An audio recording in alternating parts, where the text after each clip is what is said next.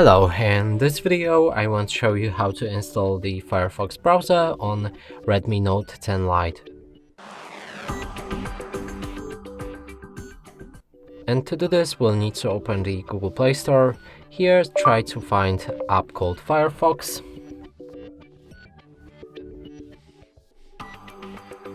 Select it and click on install.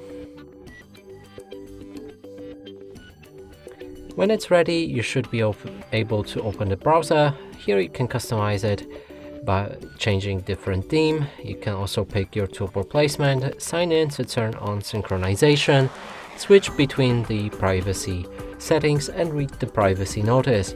Finally, let's click on start browsing and open any website. As you can see, it works fine.